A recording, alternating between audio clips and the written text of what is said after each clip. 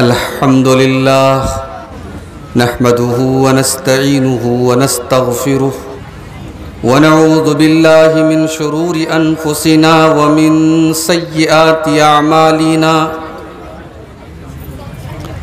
من يهده الله فلا مضل له ومن يضلل فلا هادي له وأشهد أن لا إله إلا الله وحده لا شريك له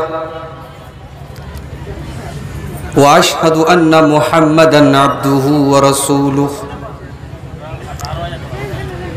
يا أيها الذين آمنوا اتقوا الله حق تقاته ولا تموتن إلا وأنتم مسلمون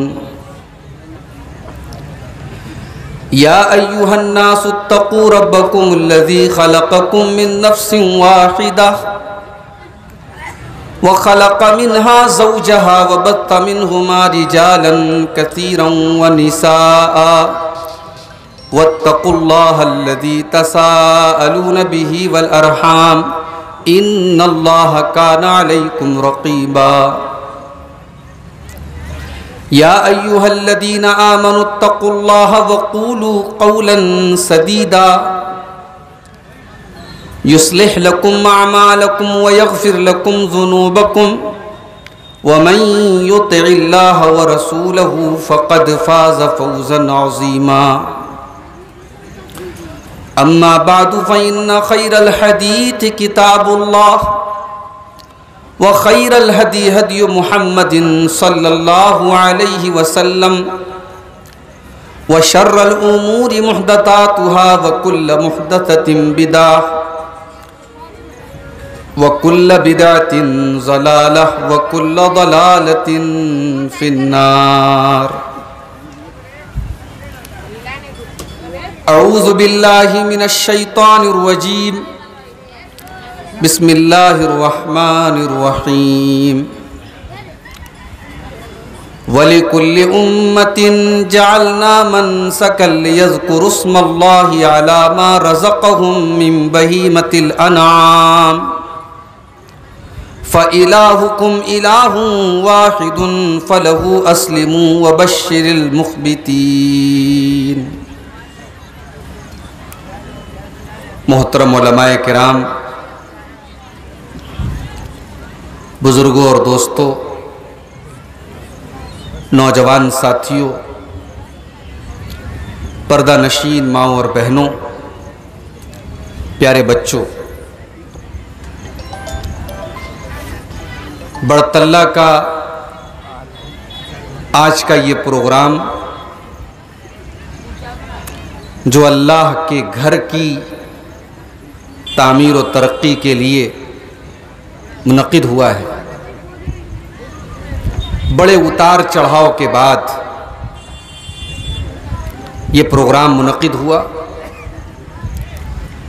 ہمارے مرشد بھائی نے جب اس کے پہلے میں بڑھتلہ میں آیا تھا، اسی وقت انہوں نے ہم سے کہا تھا کہ شیخ ہمارے گاؤں میں مسجد کے لیے آپ کو ٹائم دینا ہے، اور آپ سب جانتے ہیں میرے پاس جب چھٹیاں ہوتی ہیں تبھی میں ٹائم دے پاتا ہوں۔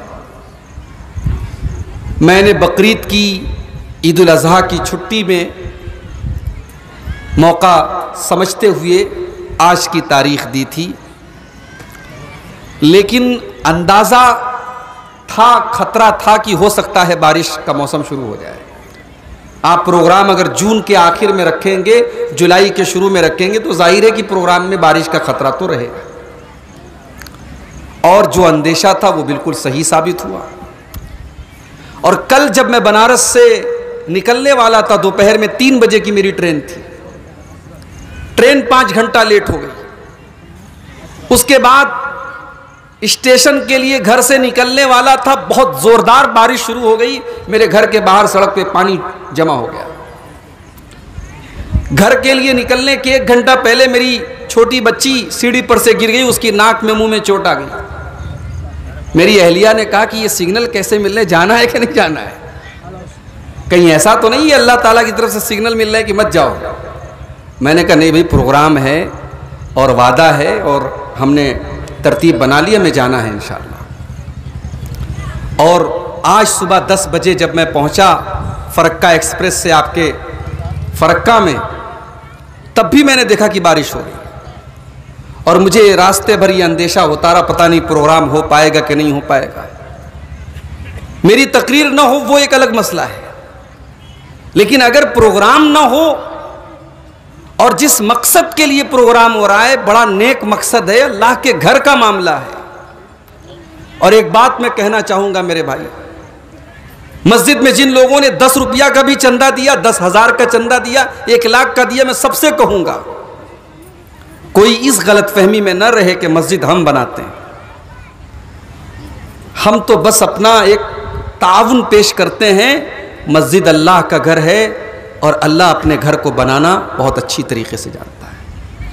یہ نوجوان جو اخلاص کے ساتھ اٹھے ہیں اس مسجد کی تعمیر کے لیے، مجھے پورا یقین ہے کہ یہ مسجد انشاءاللہ تعمیر ہوگی، شاندار مسجد تعمیر ہوگی، اور اللہ سے دعا بھی کیجیے اللہ ان نوجوانوں کے جذبے کو قبول فرمائے۔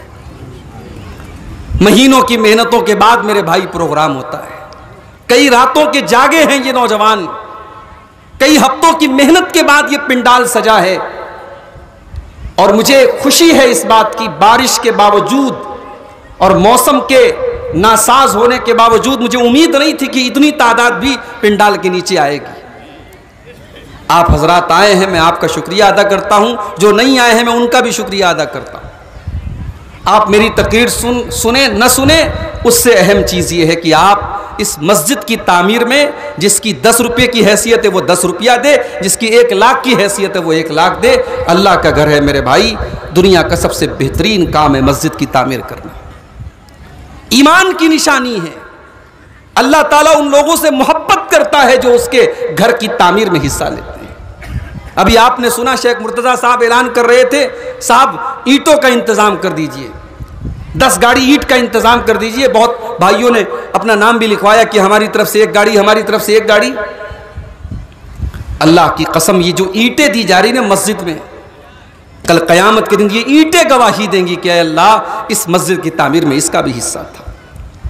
قیامت تک جب تک یہ مسجد قائم رہے گی، ظاہر ہے مسجد آج بنی ہے پھر ٹوٹے گی 100 سال کے بعد، 50 سال کے بعد پھر بنے گی، لیکن قیامت تک جب تک یہ مسجد قائم رہے گی، کسی نے اگر 10 روپے کا بھی تعاون کیا ہے، اپنے لیے کیا ہے یا اپنے ماں باپ کی طرف سے کیا ہے، ایصال ثواب کے لیے کیا ہے، جب تک اس مسجد میں اللہ کا نام لیا جاتا رہے گا، سجدہ ہوتا رہے گا، تلاوت ہوتی رہے گی، اللہ کا ذکر ہوتا رہے گا، ثواب ملتا رہے گا، اس سے بہترین صدقہ جاریہ نہیں ہے میرے بھائی۔ اس لیے میری آپ سب سے گزارش ہے، اللہ کے اس گھر میں آپ بڑھ چڑھ کر کے حصہ لیجئے۔ کل جب اس جلسے کی رپورٹ پیش کی جائے اور اس جلسے کے بارے میں لوگوں کا تاثر پیش کیا جائے تو کوئی یہ نہ کہے کہ بارش کی وجہ سے پروگرام ہلکا ہو گیا اور مسجد میں جیسا چندہ ہونا چاہیے تھا ویسا نہیں ہو پایا۔ میں چاہتا ہوں کہ ریکارڈ ٹوٹ جائے اور لوگ کہیں کہ ہاں برطلہ میں بارش کے باوجود اور راستہ خراب ہونے کے باوجود امید سے بڑھ کر کے بہترین چندہ ہوا اور مسجد تعمیر ہوئی۔ اللہ ہم سب کو اس کی توفیق عطا فرمائے۔ میرے بھائیوں، یہ موقع عید الاضحیٰ کے تہوار کا ہے۔ میں گھر سے نکل رہا تھا، میرے بعض رشتہ داروں نے بھی کہا کہ کہاں جا رہے ہیں آپ؟ ابھی تو تہوار کا دن ہے، آپ تہوار میں بھی نکل رہے ہیں، وہ بھی فیملی کے ساتھ آپ جا رہے ہیں۔ میں نے کہا ضروری نہیں ہے کہ ہمیشہ تہوار گھر منایا جائے، کبھی کبھی تہوار دوستوں کے ساتھ بھی منایا جاتا ہے۔ مرشد بھائی اور برطلہ اور یہ پورا علاقہ ہمارے بڑے محبت کرنے والوں اور چاہنے والوں کا علاقہ ہے، ان کے درمیان میں آتا جاتا رہتا ہوں، یہ ہمارے اپنے لوگ ہیں۔ اگر ہم ان کے بیچ میں بھی تہوار پر پہنچ گئے تو ہم کہیں اجنبی جگہ نہیں پہنچے۔ تہوار کا موقع ہے میرے بھائی، ہمارے دین میں 2 تہوار ہیں، ایک عید الفطر کا تہوار، ایک عید الاضحیٰ کا تہوار۔ یہ دوسرا تہوار ہم منا رہے ہیں۔ اس تہوار پر ہم نے اپنے حیثیت کے مطابق جانور خریدا ہے اور اس جانور کے گلے پر ہم نے اللہ کا نام لے کر کے چھری چلائی ہے اور اس کا گوشت ہم نے کھایا ہے اور دوستوں کو کھلایا ہے، رشتہ داروں کو کھلایا ہے۔ آپ جانتے ہیں دنیا کے ہر مذہب میں کھانا کھلانا، دعوت دینا، یہ سب ہر مذہب میں ہے۔ اسلام اکلوتا مذہب ہے جس نے قربانی کے اس تہوار پر گوشت کو کے کھانے کو، کھلانے کو، دعوت دینے کو بھی عبادت بنا دیا ہے۔ آپ یہ مت سمجھیے کہ قربانی آپ جو کر رہے ہیں وہ ایک رسم ہے، نہیں، یہ قربانی بھی عبادت ہے۔ جانور کے گلے پر آپ کا چھری چلانا عبادت ہے. پھر اس کی بوٹی بنانا, اس کا گوشت بیٹھ کر کے بنانا, اس پر محنت کرنا عبادت ہے آپ کا. پھر اس گوشت کو ہمارے ماؤں بہنوں کا اپنے گھر میں محنت کر کے چولہے پر پکانا, طرح طرح کے پکوان بنانا, یہ بھی عبادت ہے. پھر اس کو کھانا, دوستوں کو کھلانا, غریبوں کو دینا, رشتہ داروں کو دینا, پڑوسیوں کو دینا, یہ پورا پروسیس میرے پیارے ساتھیوں یہ عبادت ہے. اس کو عبادت سمجھ کے کیجئے, اس پر آپ کو انشاءاللہ ثواب بھی ملے گا. لیکن آج کی تقریر میں جو بات کہنا چاہتا ہوں, قربانی کا یہ تہوار جو ہم نے اور آپ نے منایا, اس کا مقصد کیا ہے؟ یہ قربانی کا حکم کیوں دیا گیا ہمیں؟ ہمارے ملک میں بہت سارے لوگوں کو بڑی تکلیف ہوتی ہے, صاحب مسلمان لوگ یہ بقرعید کا تہوار کیوں مناتے ہیں, کیوں بے زبان جانوروں کی ہتیا کرتے ہیں, دوسرے مذہب کے تہواروں پر کتنے مرغے کٹتے ہیں, کتنے بکرے کٹتے ہیں, ہم نے کبھی اعتراض نہیں کیا. لیکن بقرعید کے تہوار پر جب قربانی ہوتی ہے بہت سارے لوگوں کے پیٹ میں درد ہونے لگتا ہے. یہ مسلمان یہ جیو ہتیا کرتا ہے, یہ جانوروں کا گوشت کھاتا ہے, بے زبان جانوروں کو مارتا ہے. سوال یہ ہے کہ اس قربانی کا مقصد کیا ہے؟ کیا اس کا مقصد یہی ہے کہ ہم گوشت کھا لیں اور کھلا لیں, بات ختم ہو جائے؟ نہیں. اس قربانی کا ایک بڑا عظیم مقصد ہے میرے بھائیوں. اور جو آیت میں نے آپ کے سامنے پڑھی ہے سورہ حج کی آیت نمبر 34 ہے, آیت نمبر 34 ہے. اس آیت میں اللہ تعالیٰ نے قربانی کا مقصد بیان کیا ہے. وَلِكُلِّ أُمَّةٍ جَعَلْنَا مَنْسَكًا لِيَذْكُرُوا اسْمَ اللَّهِ.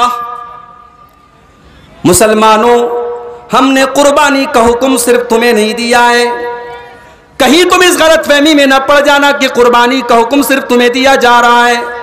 ہر امت کے اندر, ہر قوم کے اندر, ہر کمیونٹی کے اندر, ہر سماج کے اندر, ہر قوم کے اندر ہم نے قربانی کا حکم دیا ہے, تم کو بھی دیا ہے. مقصد کیا ہے؟ لِيَذْكُرُوا اسْمَ اللَّهِ عَلَى مَا رَزَقَهُم مِّن بَهِيمَةِ الْأَنْعَامِ.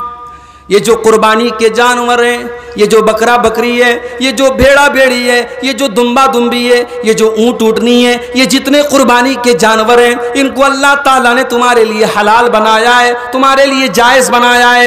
جب تم بسم اللہ اللہ اکبر پڑھ کر, جب تم اللہ کا نام لے کر ان جانوروں کو ذبح کرتے ہو, جب ان کی قربانی کرتے ہو, تم اللہ تعالیٰ کا شکریہ ادا کرتے ہو. اے اللہ, تو نے ان جانوروں کو ہماری خوراک بنایا ہے. اے اللہ, ان قربانی کے جانوروں کو تو نے ہمارے لیے غذا بنایا ہے. اے اللہ, اس لیے ہم تیرا نام لے کر کے ان کو ذبح کرتے ہیں, اس لیے ہم ان کی قربانی پیش کرتے ہیں.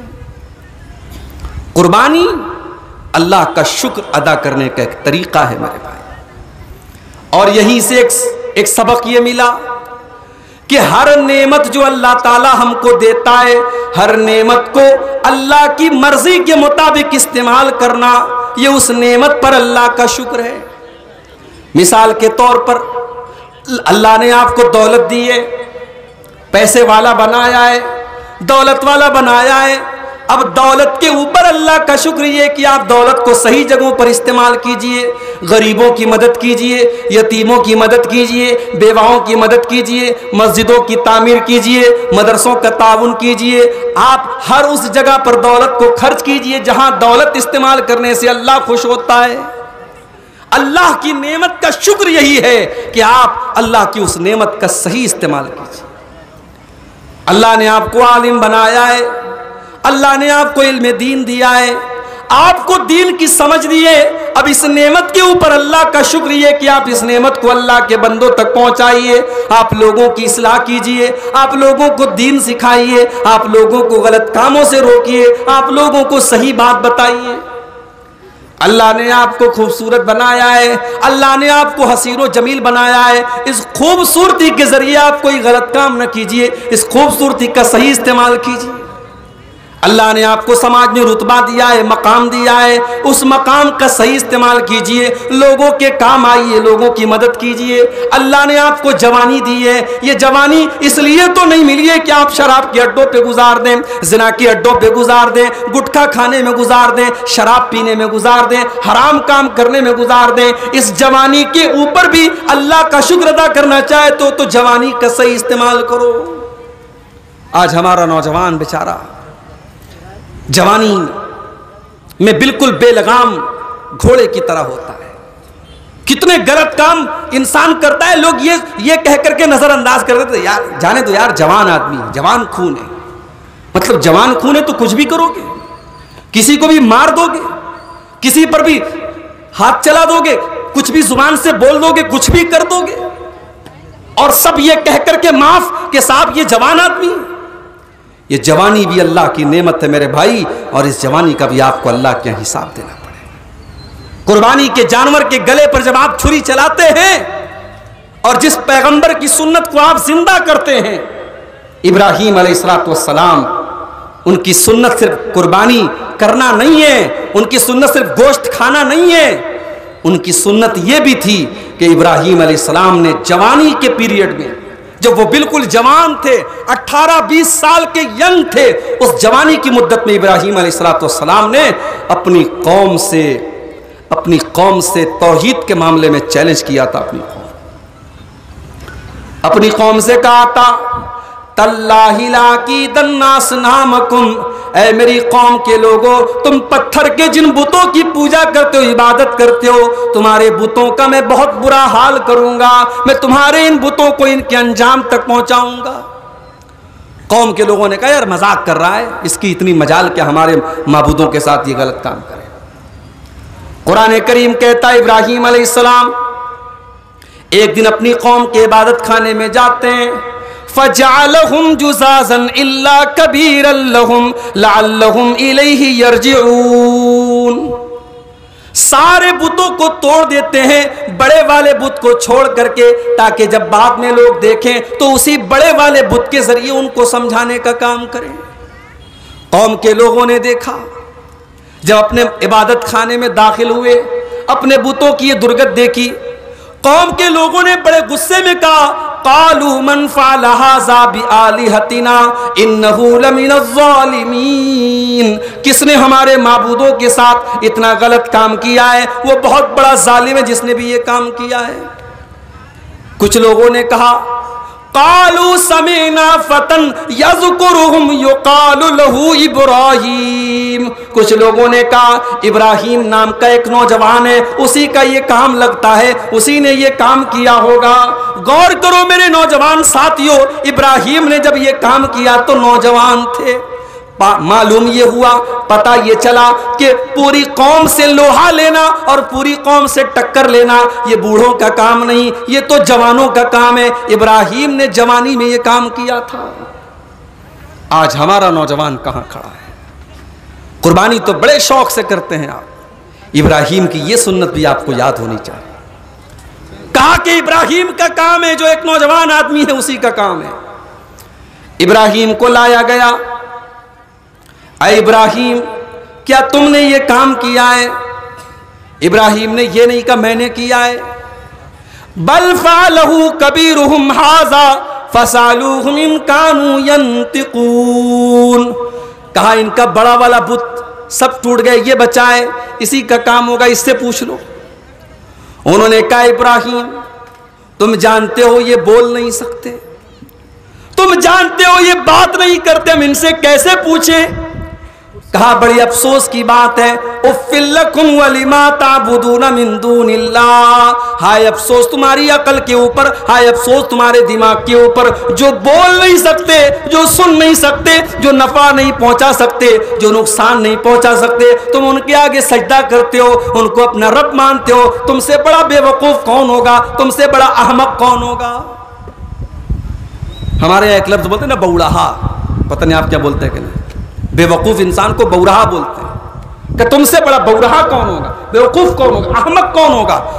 اپنے ہاتھوں سے جن بتوں کو بناتے ہو ان کی عبادت کرتے. اب ابراہیم علیہ السلام کو جو سبق دینا تھا وہ تو دے دیا, قوم بھی سمجھ گئی کہ ابراہیم کیا سمجھانا چاہتے ہیں. لیکن جب شرک کی پٹی پڑ جائے نا دماغوں پر تو بڑی مشکل سے پٹی اترتی ہے. قالوا حرقوہ, قوم کے لوگوں نے کہا کہ ابراہیم کو جلا ڈالو. وَانْصُرُوا آلِهَتَكُمْ إِن كُنتُمْ فَاعِلِينَ, اگر اپنے معبودوں کی مدد کرنا چاہتے ہو تو ابراہیم کو جلا دو. اللہ اللہ, ایک ابراہیم کو جلانے کے لیے اتنی بڑی آگ تیار کی گئی, حافظ ابن کثیر نقل کرتے ہیں کہ پورے گاؤں میں، پورے محلے میں اگر اس آگ کو جلا دیا جائے پورا گاؤں جل سکتا تھا، اتنی بڑی آگ تیار کی گئی۔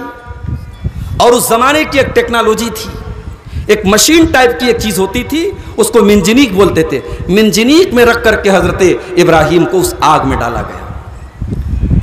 عورتیں، بچہ بیمار ہو جاتا تھا، عورتیں منت مانتی تھیں کہ اگر میرا بچہ ٹھیک ہو گیا تو جو آگ جلائی جا رہی ابراہیم کے لیے، اس آگ میں اتنی لکڑی میں دوں گی۔ اتنی بڑی آگ تیار کی گئی۔ آج ہم لوگ واویلا کرتے ہیں صاحب ملک میں کیا ہو رہا ہے، کیا ہوگا بھائی؟ اسلام ختم ہو جائے گا، زیادہ سے زیادہ یہ ہوگا کہ ہم اور آپ ختم ہو جائیں گے، زیادہ سے زیادہ اسلام نہیں ختم ہوگا۔ دشمن جتنی بھی چالیں چل لے، کیا مسجدیں ختم ہو جائیں گی، قرآن مٹ جائے گا؟ نہیں میرے بھائی، یہ اللہ کا دین ہے، یہ اللہ کا دین ہے، پھوکوں سے یہ چراغ بجھایا نہ جائے گا۔ اللہ اپنے دین کی حفاظت کرنا بہت اچھی طریقے سے جانتا ہے۔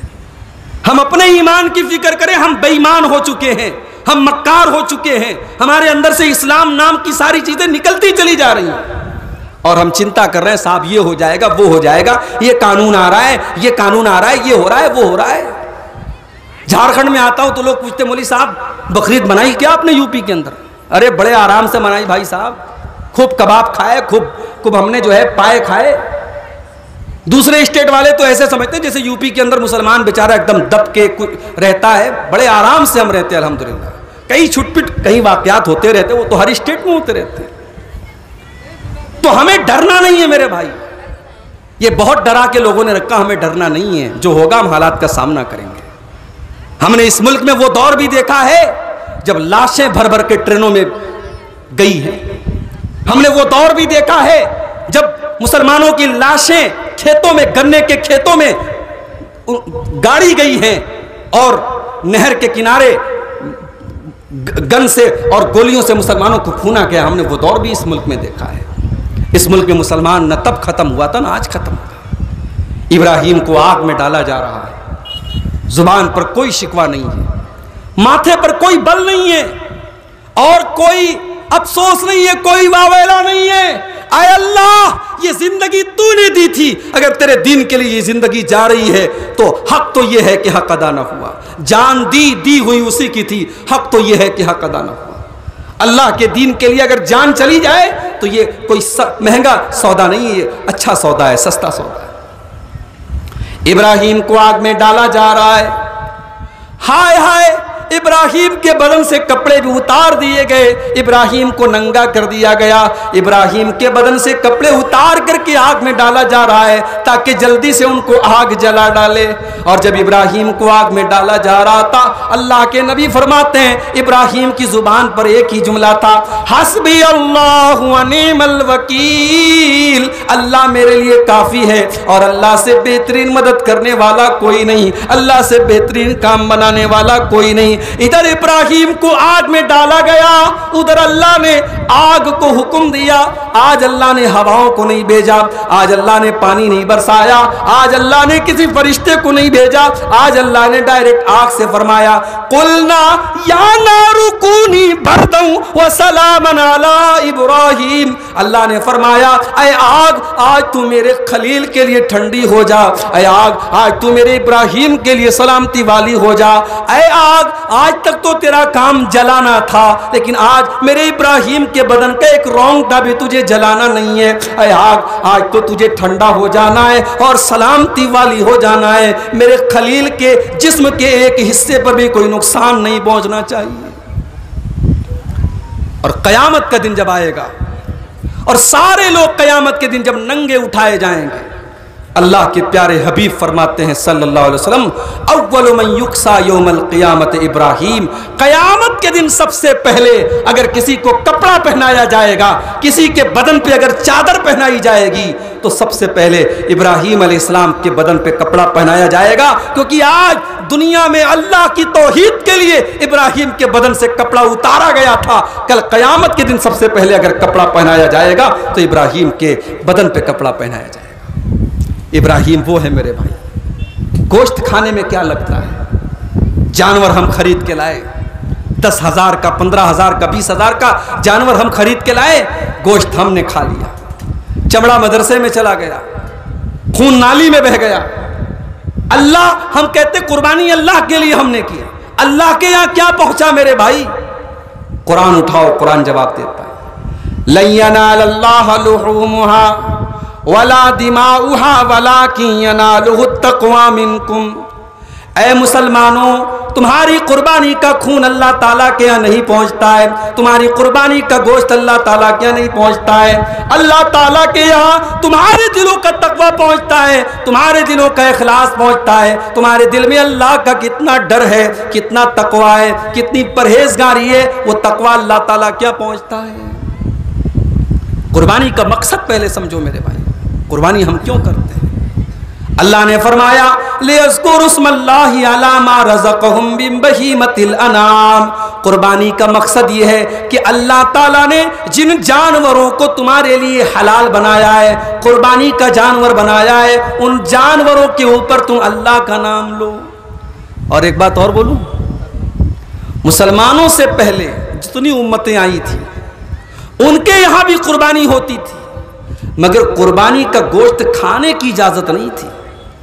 بکرا رکھ دو کھلے میدان میں, آسمان سے ایک آگ آتی تھی اور بکرا غائب ہو جاتا تھا. اگر آگ آئی اور بکرا غائب تو یہ علامت تھی کہ ہاں قربانی قبول ہو گئی, اور اگر بکرا صحیح سلامت کھڑا ہے اس کا مطلب قربانی ریجیکٹ ہو گئی. یہ پہلے کی امتوں میں قربانی کا طریقہ تھا. اللہ نے ہمیں کتنی نعمتوں سے نوازا ہے کہ ہم جس جانور کی قربانی کرتے ہیں اس کے سارے بدن کے تمام چیزوں سے ہم فائدہ اٹھاتے ہیں. اور بعض لوگوں نے جو یہ مشہور کر رکھا ہے کہ جانور کے بدن کی یہ چیز مت کھاؤ, یہ چیز مت کھاؤ, یہ چیز کھانا مکروہ ہے, یہ کوئی چیز مکروہ نہیں ہے. جانور کے بدن کی ہر چیز کھا سکتے ہیں. وہ جو اس کے پیٹ کا میٹیریل ہوتا ہے نا, اس میں سے بھی گندگی صاف کر کے اس کو بھی آپ کھا سکتے ہیں, کوئی حرج کی بات نہیں. ہمارے یہاں اس کو اوجھڑی بولتے ہیں, اوجھڑی یا پچونی بولتے ہیں, آپ کے یہاں کچھ اور شاید بولتے ہوں گے, اس کو بھی کھا سکتے ہیں. جانور کی شرمگاہ کا جو حصہ ہوتا ہے وہ بھی کھا سکتے ہیں آپ, اس کے بھی مکروہ ہونے کی کوئی دلیل نہیں ہے.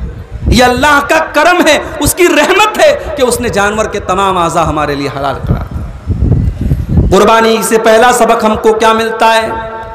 فرمایا فَإِلَٰهُكُمْ إِلَٰهٌ وَاحِدٌ. قربانی کا پہلا سبق یہ کہ تمہارا معبود ایک ہے.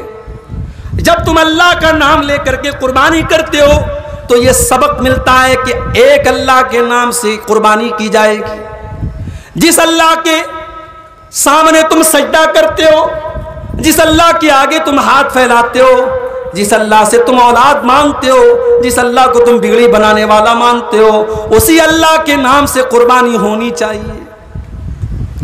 ہم 10,000 کا بکرا لاتے ہیں, ہمارا پڑوسی 25,000 کا بکرا لے آیا, چھری بھی وہی ہے, ذبح کرنے کا طریقہ بھی وہی ہے, سب کچھ سیم ہے, لیکن گلے پر چھری چلانے کے ٹائم اس نے بسم اللہ کے بجائے اس نے کسی نبی کا نام لے لیا. اس نے بسم اللہ اللہ اکبر پڑھنے کے بجائے کسی پیر کا نام لے لیا, کسی بزرگ کا نام لے لیا, کسی ولی کا نام لے لیا. اب آپ بتائیے مسئلہ کیا ہے؟ مولانا مرتضیٰ صاحب سے مسئلہ پوچھئے, کسی بھی عالم سے, کسی بھی مفتی سے جا کر کے مسئلہ پوچھ لیجئے, جواب یہی ملے گا, جب اللہ کا نام نہیں لیا گیا تو جانور حرام ہو گیا. ارے شیخ صاحب میں تو 10,000 کا بکرا لایا تھا, وہ تو 25,000 کا لے کے آیا ہے. اس کی چھری بھی میری چھری سے زیادہ اچھی تھی, اس نے ذبح کرنے کا طریقہ بھی بالکل صحیح استعمال کیا تھا, سب کچھ صحیح ہے, لیکن اللہ کا نام نہیں لیا گیا یا غیر اللہ کا نام لے لیا گیا تو جانور کا ایک بوٹی کھانا بھی آپ کے لیے حرام ہے. میرے پیارے ساتھیوں, قربانی کا پہلا سبق یہی ہے, اگر آپ کی زندگی میں توحید نہیں ہے آپ کی قربانی اللہ کیا قبول نہیں ہوگی. اگر آپ کی زندگی میں توحید نہیں ہے آپ کی کوئی بھی نیکی اللہ تعالیٰ کیا قبول نہیں ہوگی. ابھی پرسوں جمعہ کے دن میرا پروگرام تھا مظفر پور کے قریب ایک گاؤں میں, وہاں اہل حدیثوں کا علاقہ ہے, نام یاد آ گیا, علاقے کا نام تھا بازت پور. مظفر پور ضلع کے اندر ایک گاؤں پڑتا ہے بازت پور, وہاں میرا پروگرام تھا پرسوں رات میں. اہل حدیثوں کا گاؤں ہے, لیکن لوگوں نے بتایا یہاں کے اہل حدیث مزاروں پر جا کر کے سجدہ بھی کرتے ہیں. یہاں کے اہل حدیث بچہ بیمار ہو جائے تو گاؤں میں غیر مسلم ہے جو جھاڑ پھونک کرتا ہے, اس کے پاس لے کے جاتے ہیں کہ تم میرے بچے کو پڑھ کے پھونک دو, میرا بچہ ٹھیک ہو جائے. یہ مسلمان ہیں جنہیں دیکھ کے شرمائے یہود. میرے بھائیوں, ہم اللہ کو چھوڑ کر کے غیروں کے در پہ جا کے اگر سر کو جھکائیں اور پھر ہم یہ امید کریں کہ اللہ ہماری مدد کرے, اللہ کی مدد کہاں سے آئے گی؟ کرے غیر گر بت کی پوجا تو کافر, کواکب میں مانے کرشمہ تو کافر, جھکے آگ پر بہر سجدہ تو کافر, جو ٹھہرائے بیٹا خدا کا تو کافر.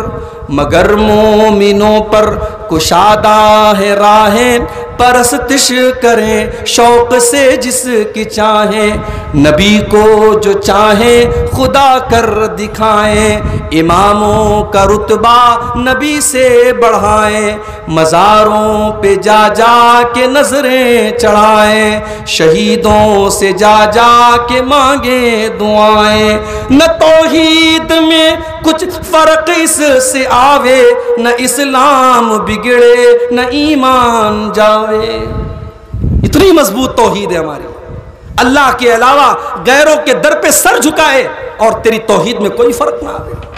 قربانی ہمیں یہ سبق دیتی ہے میرے بھائی, اپنی توحید کو صحیح کرو, اپنے ایمان کو صحیح کرو, اپنی پیشانی ایک اللہ کے آگے جھکاؤ, اپنا بھروسہ ایک اللہ کی ذات پر کرو.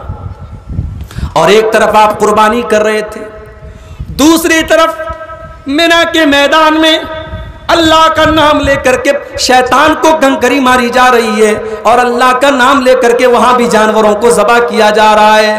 وہاں پر بھی جب حاجی حج کا احرام باندھتا ہے تو کیا کہتا ہے؟ لبیک اللہم لبیک لبیک لا شریک لک لبیک ان الحمد والنعمت لک والملک لا شریک لک.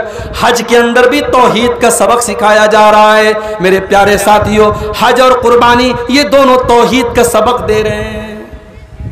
اور جانتے ہو جب ابراہیم علیہ السلام نے خانہ کعبہ کو بنایا,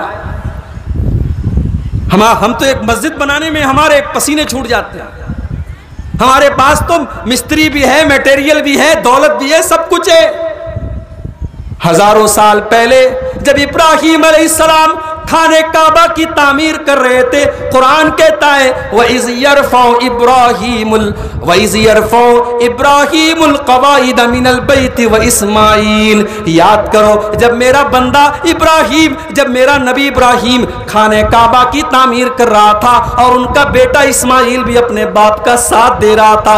اللہ کے نبی فرماتے ہیں اسماعیل پتھر لالا کے لاتے تھے اور ابراہیم اپنے ہاتھوں سے اس کو دیوار میں سجاتے تھے اور دیوار کو سیٹ کرتے تھے. ہائے ہائے اس بلڈنگ کے کیا کہنے, جس بلڈنگ کا مستری ابراہیم کے جیسا ہو اور اس میں کام کرنے والا لیبر اسماعیل کے جیسا ہو. ابراہیم مستری بن کے کام کر رہے ہیں اور اسماعیل لیبر بن کے کام کر رہے ہیں. اللہ کا گھر بنا رہے ہیں, خانہ کعبہ بنا رہے ہیں, مگر زبان پر کوئی غرور نہیں, زبان پر کوئی تکبر نہیں, زبان پر کوئی گھمنڈ نہیں. یہ دونوں باپ بیٹے جب خانہ کعبہ کی تعمیر کر رہے ہیں تو زبان پر بس ایک ہی جملہ ہے, ربنا تقبل منا انک انت السمیع العلیم. پروردگار ہماری اس نیکی کو تو قبول کر لے. اے اللہ تو تو دعاؤں کو سننے والا ہے, تو تو دلوں کا حال جاننے والا ہے. جب خانہ کعبہ بن کے تیار ہو گیا, اللہ نے حضرت ابراہیم سے کہا اے ابراہیم کان کھول کر کے سن لو, اے اسماعیل کان کھول کر کے سن لو, انطہرا بیتی للطائفین والعاکفین والرکع السجود. اے ابراہیم اور اے اسماعیل میرے اس گھر کے پاس کبھی بھی تم شرک مت ہونے دینا, اس کو شرک سے ہمیشہ پاک رکھنا. اے ابراہیم یہ میری توحید کا مرکز ہے, یہ میری عبادت کا گھر ہے, یہاں پر تم کبھی شرک نہ ہونے دینا, یہاں پر غیر اللہ کی تم عبادت مت ہونے دینا. جب ہمارے نبی کے دور میں جب اسی خانہ کعبہ کے اندر 360 بت رکھ دیے گئے, اسی خانہ کعبہ کے اندر 360 بت رکھ دیے گئے. جب اللہ کے نبی نے سن 8 ہجری میں مکہ فتح کیا اور آپ خانہ کعبہ کے اندر داخل ہوئے، آپ اپنی لاٹھی سے ایک ایک بت کو گراتے چلے جاتے تھے اور کہتے چلے جاتے تھے جاء الحق وزهق الباطل ان الباطل کان زہوقا. آج حق آ چکا اور باطل مٹ گیا اور باطل کو مٹ کر کے رہنا ہے. آپ نے ایک ایک بت کو گرایا. اسی خانہ کعبہ کے اندر انہوں نے ابراہیم علیہ السلام کی تصویر بھی رکھی تھی. ابھی ایک بھائی نے ایک مسئلہ بھی پوچھا. برطلہ میں بہت سارے ہمارے بھائی کیک کا کام کرتے ہیں دوسرے اسٹیٹس میں جا کر کے، اللہ آپ کے کاروبار میں برکت دے. ایک بھائی نے بڑا اچھا سوال کیا. ہمارے بنارس میں کپڑے کا کاروبار ہوتا ہے، وہاں بھی یہ سوال آتا ہے. کپڑے پر تصویر بنی ہے ہاتھی کی، مور کی. لوگ پوچھتے ہیں مولوی صاحب یہ کرنا کیسا ہے؟ ہم کہتے ہیں صحیح نہیں ہے، کیونکہ آپ اس کپڑے پہ جو تصویر بن رہی ہے، آپ اس کپڑے کو بنا رہے ہیں تو تصویر بنانے والوں میں آپ کا شمار ہوگا. آپ بسکٹ پر تصویر بنا رہے ہیں، تصویر بنانے میں آپ کا شمار. آپ کیک پر بنا رہے ہیں، اس میں آپ کا شمار ہوگا. جہاں تک ہو سکے اس طریقے کی چیزوں سے بچنا چاہیے. انہوں نے ابراہیم علیہ السلام کی تصویر بنائی تھی، انہوں نے اسماعیل علیہ السلام کی تصویر بنائی تھی، اور کہاں رکھا تھا؟ خانہ کعبہ کے اندر رکھا تھا. اللہ کے نبی نے ان تصویروں کو نکال کے پھینک دیا اور کہا اللہ کی لعنت ہو ان کے اوپر، انہوں نے ابراہیم اور اسماعیل کی تصویریں بنا دی، جبکہ وہ دونوں اس طریقے کے سارے کاموں سے بری تھے. انہوں نے کبھی کسی کو تصویر بنانے کی اور اس طریقے کے شرک کرنے کی تعلیم نہیں دی تھی. میرے بھائیوں، قربانی کا پہلا سبق یہی توحید ہے. اسی لیے جب ہم قربانی کرتے ہیں، قربانی کرنے کے ٹائم ہم جو دعا پڑھتے ہیں، جو نبی اکرم دعا پڑھا کرتے تھے، انی وجہت وجہی للذی فطر السماوات والارض حنیفا وانا من المسلمین. ہم اس قربانی کی دعا میں کہتے ہیں کہ ہم نے تمام چیزوں سے اپنا چہرہ کاٹ کر کے اللہ کی طرف اپنا چہرہ کر لیا ہے، اور میں مشرکوں میں سے نہیں ہوں. وما انا من المشرکین، میں مشرکوں میں سے نہیں ہوں. لا شریک لہو، اس اللہ کا کوئی شریک نہیں ہے. وبذالک امرت، اور مجھے اسی کا حکم دیا گیا ہے. وانا من المسلمین، اور میں مسلمانوں میں سے ہوں. ان صلاتی ونسکی ومحیای ومماتی للہ رب العالمین، بے شک میری نماز اللہ تعالیٰ کے لیے، میری قربانی اللہ تعالیٰ کے لیے، میرا جینا اللہ تعالیٰ کے لیے، میرا مرنا اللہ تعالیٰ کے لیے. ہم قربانی کی دعا کے اندر بھی اس کا اعلان کرتے ہیں. تو قربانی کا پہلا سبق توحید ہے میرے بھائی. اور آگے بڑھیے، اللہ فرماتا ہے فَلَهُ أَسْلِمُوا.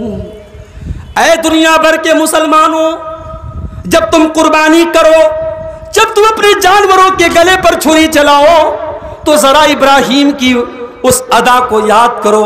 ابراہیم میرا فرما بردار تھا، ابراہیم میرے حکم کے آگے سر جھکانے والا تھا. تم تو حی علی الصلاۃ کی آواز سن کر کے بھی دکان پر بیٹھے رہتے ہو. تم تو الصلاۃ خیر من النوم کی آواز سن کر کے بھی بستر پر سوئے رہتے ہو. او قربانی کرنے والوں، تمہیں ابراہیم کا وہ جذبہ کیوں بھول گیا؟ ابراہیم تو اللہ کے حکم پر اپنے جوان بیٹے کو ذبح کرنے کے لیے تیار ہو گیا. آج ہم اور آپ کیا کرتے ہیں؟ دین کے اندر گنجائش نکالتے ہیں. جس چیز کے بارے میں پتہ ہوتا ہے یہ چیز حرام ہے، غلط ہے، ناجائز ہے، اس کے بارے میں بھی عبد الغفار صاحب سے الگ سے سوال کریں گے، مولانا مرتضی فیضی صاحب سے الگ سے سوال کریں گے، شیخ عبد الرحمن فیضی صاحب سے الگ سے سوال کریں گے، مفتی عبدالعزیز حقانی صاحب سے الگ سے سوال کریں گے. کیوں کریں گے بھائی؟ 5 عالم سے ایک سوال کیوں کرتے ہیں؟ تاکہ کہیں سے گنجائش نکل جائے. ہم لوگ تو گنجائش تلاش کرتے ہیں نا، ابراہیم گنجائش تلاش نہیں کرتے تھے. اللہ اگر چاہتا ڈائریکٹ ابراہیم کو حکم دیتا ابراہیم اپنے بیٹے کو ذبح کرو. اللہ اگر چاہتا جبریل کو بھیج دیتا، جبریل جاؤ کہو ابراہیم سے اپنے بیٹے کو ذبح کر دو. اللہ نے ڈائریکٹ حکم نہیں دیا، اللہ نے فرشتے کو بھی نہیں بھیجا. اللہ نے ابراہیم کو خواب میں دکھایا. 1 دن خواب دیکھا، 2 دن خواب دیکھا، 3 دن خواب دیکھا. سمجھ گئے کہ یہ اللہ کا حکم ہے، یہ کوئی معمولی خواب نہیں ہے، یہ کوئی نارمل خواب نہیں ہے. میں تو اللہ کا نبی ہوں اور نبی کا خواب سچا ہوا کرتا ہے. اس کا مطلب اللہ مجھے حکم دے رہا ہے کہ میں بڑھاپے میں اپنی اکلوتی اولاد کو اللہ کی راہ میں ذبح کر دوں. اب یہاں ایک نقطہ یاد رہے، ابراہیم علیہ السلام کہاں رہتے تھے؟ فلسطین میں رہتے تھے، اور ان کا بیٹا اسماعیل اپنی ماں ہاجرہ کے ساتھ مکہ میں رہتا تھا۔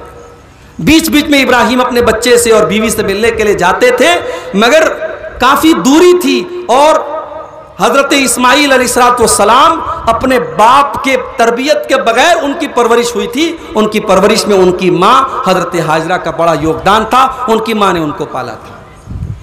بہرحال جب ابراہیم نے 3 دن تک لگاتار یہ خواب دیکھا، فلسطین سے سفر کر کے چل کر کے مکہ آئے، اور اسماعیل کو جو اب 12-13 سال کا نوجوان لڑکا ہو چکا تھا، سمجھدار ہو چکا تھا، اپنے 12-13 سال کے یا بعض روایات کے مطابق 15 سال کے بچے سے کہتے ہیں، یا بنیا انی ارا فی المنام انی اذبحک فانظر ماذا تری۔ اے میرے بچے، ذرا جملے پر غور کرنا، ذرا جملے پر غور کرنا۔ ابراہیم اپنے بچے سے کیا کہہ رہے ہیں؟ بیٹا جوان ہو چکا ہے، نام لے کے نہیں کہتے اے اسماعیل، یا بنیا اے میرے بچے۔ میں جب چھوٹا سا تھا تو میری ماں جو ہے مجھے بابو کہتی تھی، اور جب بڑا ہو گیا، جوان ہو گیا، تو پھر میرے نام سے مجھے پکارتی تھی۔ آج تو میری ماں کا انتقال ہو گیا، لیکن میں کبھی کبھی سوچتا ہوں کہ یہ ہمارے سماج کا ایک عجیب دستور ہے کہ بچے چھوٹے ہوتے تو ماں ان کو بابو کہتی ہے، بچہ کہتی ہے، بیٹا کہتی ہے۔ جب بچے بڑے ہو جاتے تو ماں نام سے کہتی ہے، بیٹا فلاں ادھر آؤ، عبداللہ ادھر آؤ، عبد الرحمن ادھر آؤ۔ ہمیں اپنے بچوں کو بچہ کہہ کر کے، بابو کہہ کر کے ہمیشہ پکارنا چاہیے۔ ہمارا بیٹا بوڑھا بھی ہو جائے تب بھی وہ ہمارا بچہ ہی رہے گا۔ ابراہیم اپنے جوان بیٹے سے کہتے، یا بنیا اے میرے بچے، انی ارا فی المنام، بے شک میں نے خواب دیکھا ہے، انی اذبحک کہ میں تجھے ذبح کر رہا ہوں، فانظر ماذا تری، تو بتا کہ تیری کیا رائے ہے۔ اب یہاں پہ 1 منٹ کے لیے رک جائیے۔ کیا ابراہیم اپنے بیٹے کی رائے لینا چاہتے ہیں؟ نہیں، یہ تو اللہ کا حکم ہے، اور اللہ کے حکم کے بارے میں رائے نہیں لی جاتی۔ ابراہیم چاہتے تو گردن پکڑ کے اپنے بیٹے کو ذبح کر دیتے، مگر ابراہیم یہ دیکھنا چاہتے ہیں، مجھے بڑھاپے میں 80 سال کی عمر میں مجھے جو بیٹا ملا ہے، اکلوتا بیٹا ملا ہے، بڑی دعاؤں کے بعد بیٹا ملا ہے، بڑی آرزو کے بعد بیٹا ملا ہے۔ جب میں نے اللہ سے دعا کی تھی، اللہ مجھے نیک بیٹا دے، تب یہ بیٹا ملا ہے۔ مجھے دیکھنا ہے میرا بیٹا نیک ہے بھی کہ نہیں، میرا بیٹا کہلانے کے لائق ہے بھی کہ نہیں، وہ ابراہیم کا بیٹا بننے کے لائق ہے بھی کہ نہیں ہے۔ کہ بیٹا تیری رائے کیا ہے؟ اس میں لوگوں کو ایک سبق بھی موجود ہے۔ اے دنیا کے باپوں، جب تمہارے گھر میں کوئی مسئلہ ہو جائے تو اپنے جوان بیٹوں سے مشورہ بھی کیا کرو۔ تم ڈکٹیٹر نہ بنو، تم تانا شاہ نہ بنو، تم اپنی رائے کو اپنے بچوں پر تھوپنے والے نہ بنو۔ جب بچے بڑے ہو جائیں، جب بچے سمجھدار ہو جائیں، تو باپ کو چاہیے کہ بیٹوں سے رائے بھی لیا کرے، بیٹوں سے مشورہ بھی لیا کرے، اپنی رائے کو بیٹوں کے اوپر تھوپنے والے مت بنو۔ کتنے گھروں میں آج جھگڑا اسی بات پر ہو رہا ہے، کتنے گھر برباد ہے اسی لیے کہ ساس بہو کے اوپر اپنی رائے تھوپ رہی ہے، باپ بیٹے کے اوپر اپنی رائے تھوپ رہا ہے۔ ارے بھائی، باپ غلط بھی تو ہو سکتا ہے، ساس غلط بھی تو ہو سکتی ہے، رائے تھوپی نہ جائے، رائے اور مشورہ کا ماحول بنایا جائے۔ اگر ساس کی بات صحیح ہے اور باپ کی بات صحیح ہے تو لے لیا جائے، لیکن اگر بہو کی بات صحیح ہے اور بیٹے کی بات صحیح ہے تب وہاں بیٹے کی بات لے لی جائے اور بہو کی بات لے لی جائے۔ کہ بیٹا تیری رائے کیا ہے؟ اب آج کا نوجوان ہوتا تو کیا جواب دیتا؟ آج کا نوجوان ہوتا تو کہتا، ابا بچپن سے لے کر کے جوانی تک آپ تو مجھ سے دور دور رہے، باپ کا پیار مجھے نہیں دیا، مجھے دیکھنے تک نہیں آتے تھے، اور آج جب میں جوان ہو گیا، کچھ بننے کے قابل ہو گیا تو میری گردن مارنے کی بات کر رہے ہو، مجھے مارنے کی بات کر رہے ہو، دماغ خراب ہو گیا آپ کا، سٹیا گیا آپ۔ آج کا بیٹا ہوتا تو باپ کو 10 باتیں سناتا، لیکن وہ اسماعیل تھے میرے بھائی۔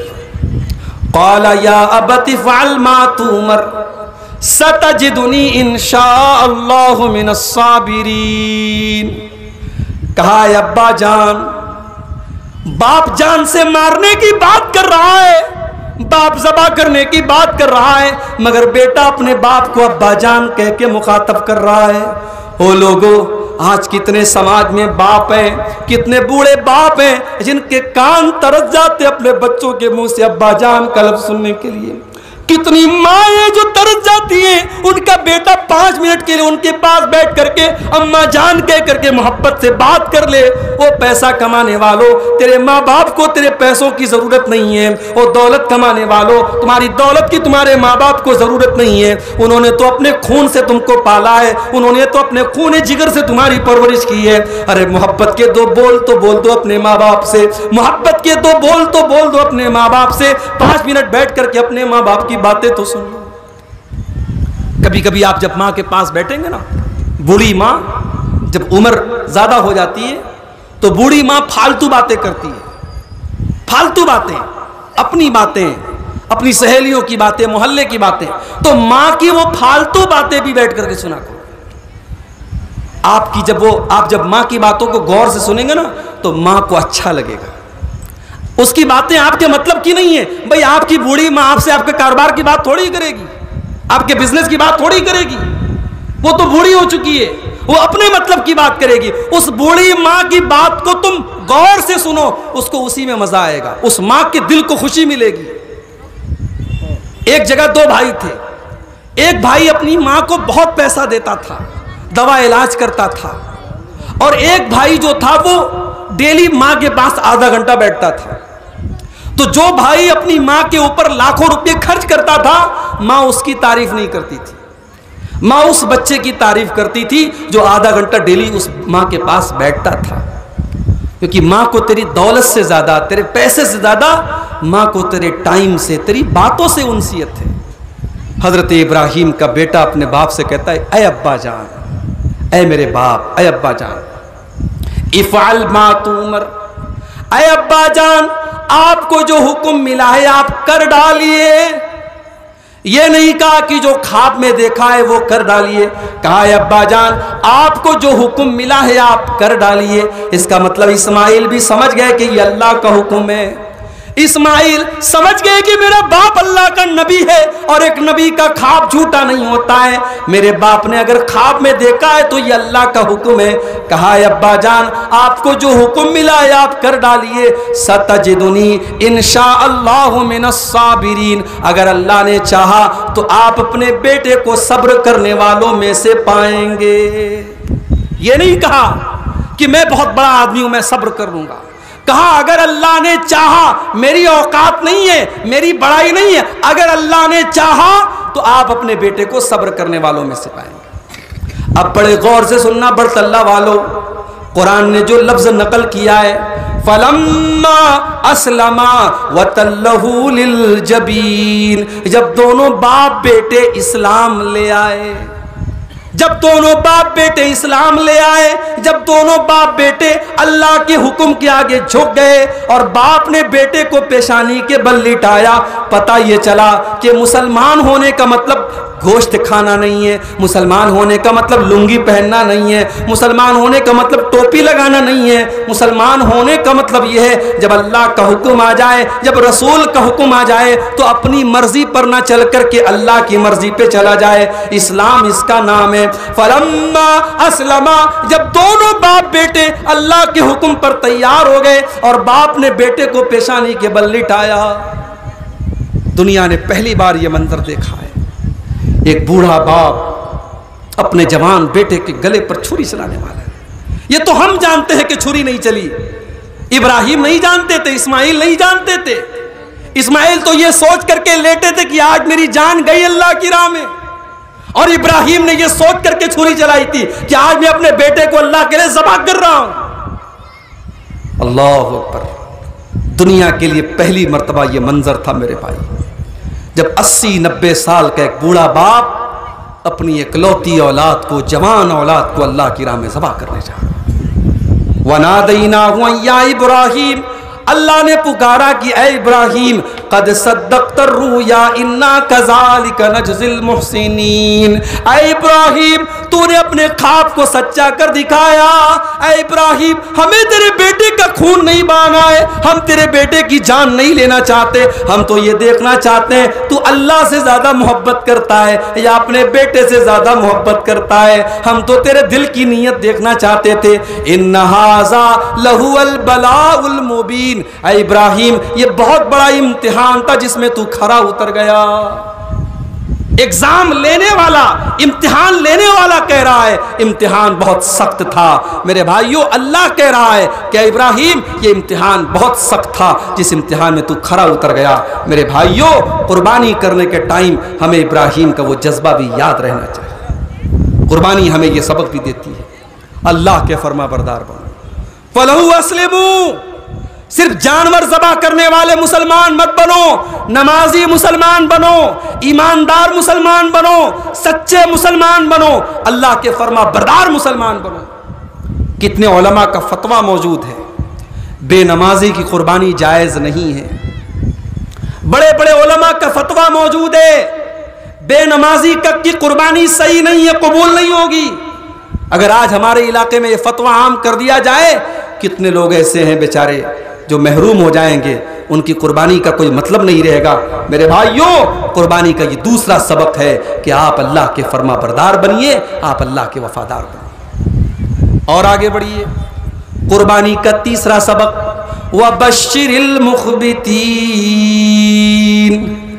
اے میرے نبی قربانی کرنے والوں کو یہ بھی بتا دیجئے کہ تمہیں اللہ تعالیٰ کے آگے جھکنے والا بننا ہے، تمہیں تواضع والا بننا ہے، تمہیں اپنے مزاج میں نرمی اختیار کرنے والا بننا ہے، تمہیں تکبر کرنے والا گھمنڈی نہیں بننا ہے۔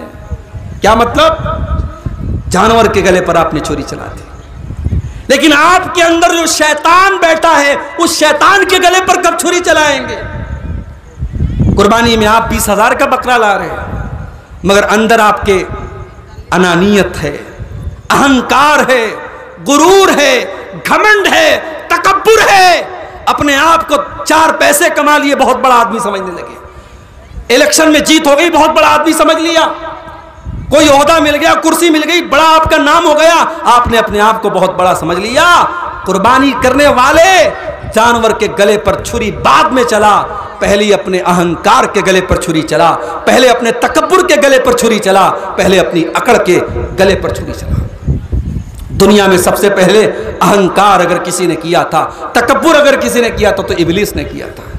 ابلیس نے کہا تھا انا خیر منہ خلقتنی من نار وخلقتہ من طین، اے اللہ میں آدم سے بہتر ہوں، تو نے آدم کو مٹی سے پیدا کیا، مجھے آگ سے پیدا کیا، میں آدم کے آگے سجدہ نہیں کرتا۔ ابلیس کا انجام کیا ہوا؟ اللہ کی بارگاہ سے ذلیل ہوا۔ بہت بڑا تکبر کرنے والا فرعون تھا جو کہا کرتا تھا انا ربکم الاعلی، میں تمہارا بہت بڑا رب ہوں۔ اللہ نے پانی میں ڈبو ڈبو کر کے مارا، بڑا ناز تھا قوم عاد کو، قوم سمود کو، کہا کرتے تھے من اشد منا قوہ، ہم سے زیادہ طاقتور کون ہے؟ اللہ نے ہواؤں میں پٹک پٹک کے مارا۔ بڑا ناز تھا قارون کو اپنی دولت کے اوپر، کہا کرتا تھا انما اوتیتہ علی علم عندی، یہ دولت تو مجھے اپنے ٹیلنٹ سے ملی ہے، یہ دولت تو مجھے اپنی نالج سے ملی ہے۔ اللہ نے دولت کو، خزانے کو زمین میں دھسا دیا۔ او غرور کرنے والوں، او تکبر کرنے والوں، تمہارے نبی نے کبھی تکبر نہ کیا، تمہارے نبی نے کبھی گھمنڈ نہ کیا، تمہارا نبی تو سر کو جھکا کے چلنے والا نبی، تمہارا نبی تو تواضع والا نبی، تمہارا نبی تو نرمی والا نبی۔ تو قربانی کرنے والوں اپنے اندر نرمی پیدا کرو۔ تو قربانی کا تیسرا سبق، تکبر سے اپنے آپ کو دور رکھو۔ قربانی کا چوتھا سبق، پچھلے 10 دنوں سے لگاتار میرے موبائل پر ڈیلی کال آ رہا ہے، شیخ صاحب بکرا خرید کے لایا ہوں، تھوڑی سی سینگ ٹوٹی ہے، ہو جائے گی کہ نہیں قربانی؟ شیخ صاحب بکرا مارکیٹ میں آیا ہوں، بکرا مل رہا ہے، بکرے کے کان میں تھوڑا سا کٹا ہوا ہے، قربانی ہو جائے گی کہ نہیں ہو جائے گی؟ شیخ صاحب بکرا بہت تندرست ہے لیکن 2 دانت نہیں ہے سامنے، ہو جائے گی کہ نہیں قربانی؟ بڑے مسئلے لوگ پوچھ رہے تھے۔ ایک عام مسلمان کو بھی اس بات کا احساس ہے کہ قربانی کے جانور میں عیب نہیں ہونا چاہیے، قربانی کا جانور بے عیب ہونا چاہیے۔ میرے پیارے ساتھیوں، جس طریقے سے آپ کو یہ چنتا ہے کہ آپ کی قربانی کا جانور بے عیب ہونا چاہیے، آپ کو اس بات کی بھی چنتا ہونی چاہیے کہ آپ کے اندر بھی عیب نہیں ہونا چاہیے۔ آپ کی قربانی کی سینگ ٹوٹی ہے تو آپ کو ڈر لگ رہا ہے میری قربانی قبول ہوگی کہ نہیں ہوگی۔ آپ کا کاروبار حرام کمائی کا ہے، آپ سود کا دھندا کرتے ہیں، بیاج کا دھندا کرتے ہیں، رشوت کا دھندا کرتے ہیں، حرام کمائی کھاتے ہیں، آپ کو ڈر کیوں نہیں لگتا کہ آپ کا صدقہ قبول نہیں ہوگا، آپ کی زکوٰۃ قبول نہیں ہوگی، آپ کے بچے جہنم میں چلے جائیں گے؟ میرے بھائیوں، جب عیب دار جانور کی قربانی اللہ کیا قبول نہیں تو عیب دار مال کا صدقہ کہاں سے قبول ہوگا؟ اللہ کے نبی فرماتے ہیں ان اللہ طیب لا یقبل الا طیبا، اللہ تعالیٰ پاک ہے اور پاک چیز کو قبول کرتا ہے۔ اس لیے صرف جانور کے اندر فکر مت کرو، صرف جانور کی چنتا مت کرو، اپنی بھی چنتا کرو، اپنے آپ کو بھی عیب سے پاک کرو، اپنی نمازوں کی بھی چنتا کرو۔ ہماری نماز بھی عیب دار نہیں ہونی چاہیے، ہماری زکوٰۃ بھی عیب دار نہیں ہونی چاہیے۔ ابھی آپ دیکھیے ہندوستان سے ایک آدمی پیدل حج کرنے کے نام پر نکلا، بڑی پبلسٹی ہوئی کہ صاحب پیدل حج کرنے کے لیے نکلا ہے۔ ایک دو تقریروں میں نے تھوڑا سا کہہ دیا کہ صاحب یہ پبلسٹی اسٹنٹ ہے اور کچھ نہیں ہے، یہ بس اپنے آپ کو مشہور کرنے والی بات ہے۔ جب فلائٹ کا انتظام ہے، جب پوری سہولت موجود ہے، تو آج کے دور میں کوئی پیدل اگر حج کرنے جا رہا ہے تو یہ صرف مشہور ہونے کے لیے کر رہا ہے، اس کا کوئی مطلب نہیں۔ آپ یقین کیجئے مجھے یوٹیوب پر گالیاں دی گئی، اس شخص کے سپورٹروں نے مجھے گالیاں دی کہ عبدالغفار سلفی کو کیا عداوت ہے اس سے، اگر وہ پیدل حج کرنے جا رہا ہے، وہ اپنے خرچے پہ جا رہا ہے، تیرے باپ کا کیا جاتا ہے۔ مجھے بڑے بھدے کمنٹ کیے گئے یوٹیوب کے اوپر موجود ہیں۔ مگر آج دنیا نے دیکھا کہ جب وہ انسان مکے میں پہنچتا ہے تو قرآن بھی پڑھ رہا ہے تو ایک آدمی کیمرہ لے کے اس کی ویڈیو بنا رہا ہے، نماز بھی پڑھ رہا ہے تو سامنے کیمرہ لے کر کے ایک آدمی ریکارڈ کر رہا ہے۔ تو وہاں حج کرنے گیا ہے کہ تو بیٹھ کر کے ایک چیز کی ریکارڈنگ کروانے گیا ہے؟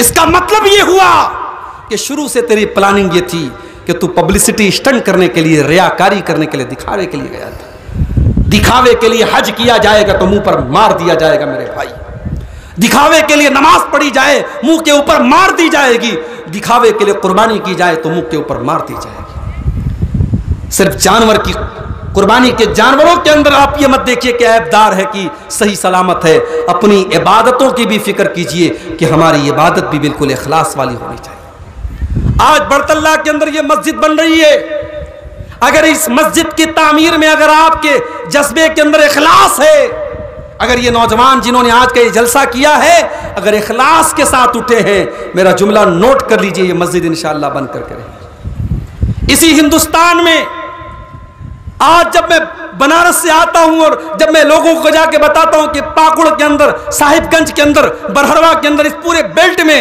ایک طرف سے پورا علاقہ اہل حدیث کا علاقہ ہے، تو لوگوں کو بڑی حیرت ہوتی ہے کہ ایسا بھی علاقہ ہے، پورا علاقہ اہل حدیث کا علاقہ ہے۔ یہ تحریک شہیدین کی برکت ہے میرے بھائی، یہ علامہ سید احمد شہید اور شاہ اسماعیل شہید کے قافلے کے اخلاص کی برکت ہے۔ ان بزرگوں کا قافلہ ان علاقوں سے گزرا ہے، اور جہاں جہاں ان بزرگوں کا قافلہ گزرا ہے اور جہاں جہاں انہوں نے جا کر کے نصیحت کی ہے، آج وہاں چپے چپے پہ اہل حدیث موجود ہیں۔ اخلاص کے اندر بڑی برکت ہوتی ہے میرے بھائی۔ اسی بہار کی سرزمین سے ایک نوجوان لڑکا گھر سے بھاگتا ہے، اور میرا ایک مرتبہ پروگرام تھا اس علاقے میں، بہار کے اس علاقے میں، اس جگہ میں، اس گاؤں میں گیا جس کو سورج گڑھی کا گاؤں کہا جاتا ہے۔ میں اس گھر تک گیا جس کے بارے میں کہا جاتا ہے یہ سید نذیر حسین محدث دہلوی کا گھر تھا، میاں صاحب کا گھر تھا۔ میاں صاحب بچپن میں پڑھائی چھوڑ کر کے بھاگ گئے تھے گھر سے اور دلی پہنچے تھے۔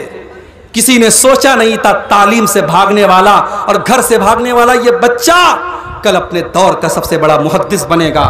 میاں صاحب دلی پہنچے، دلی میں حدیث کا درس ہو رہا تھا، مدرسے میں داخل ہوئے, شاہ اسحاق سے جا کر کے انہوں نے حدیث کا علم سیکھا.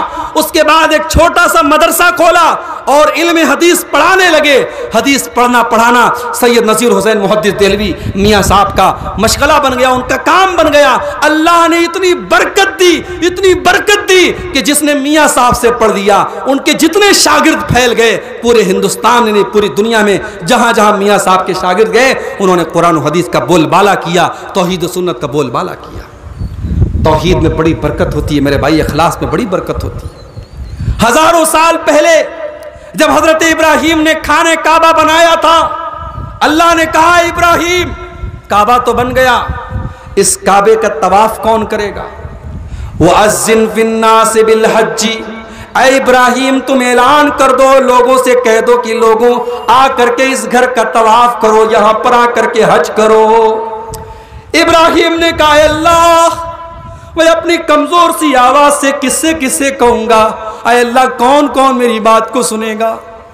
اللہ نے فرمایا اے ابراہیم تیرا کام اعلان کرنا ہے اور لوگوں تک پہنچانا, یہ میرا کام ہے. وَأَذِّن فِي النَّاسِ بِالْحَجِّ يَأْتُوكَ رِجَالًا وَعَلَىٰ كُلِّ ضَامِرٍ يَأْتِينَ مِنْ كُلِّ فَجٍّ عَمِيقٍ. اے ابراہیم تو اعلان تو کر کے دیکھ, اے ابراہیم دنیا کے چپے چپے سے یہاں لوگ آ کر کے طواف کریں گے. اے ابراہیم تو سوچ بھی نہیں سکتا کہ کہاں کہاں سے لوگ اس گھر کا طواف کریں گے.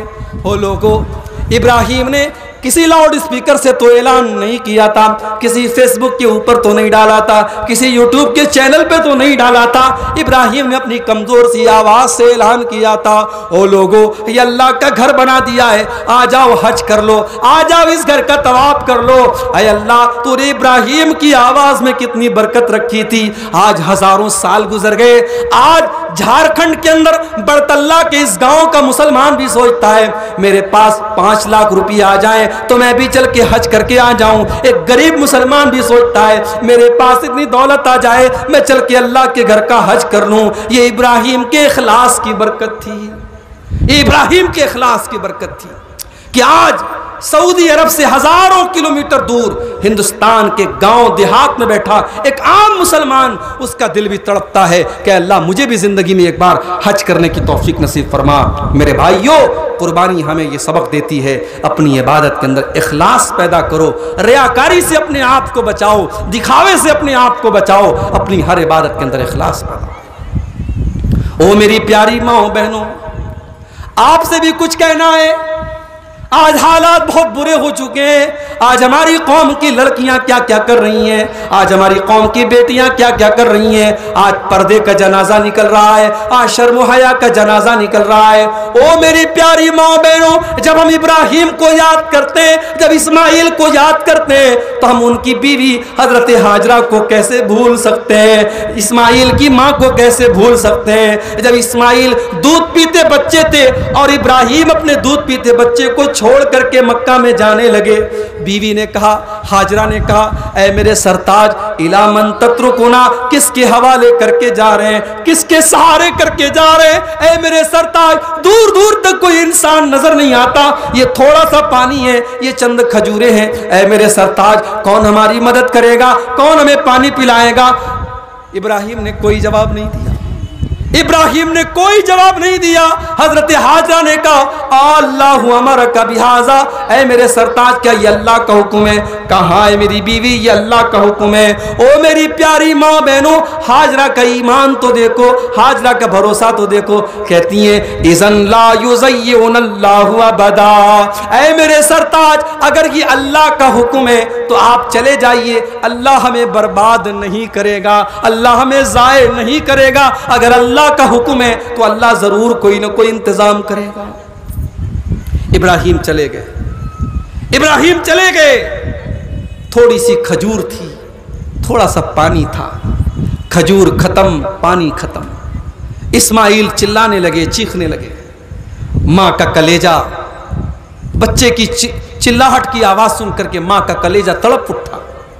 ہاجرہ دوڑی دوڑی صفا کی پہاڑی پہ چڑھی, سر کے اوپر ہاتھ رکھا, دور تک نظر دوڑائی, کوئی اللہ کا بندہ نظر آ جائے، میرے لال کی پیاس بجھ جائے، میرے بچے کو پانی مل جائے، مگر وہاں نہ کوئی انسان تھا نہ کوئی پانی کا قطرہ تھا۔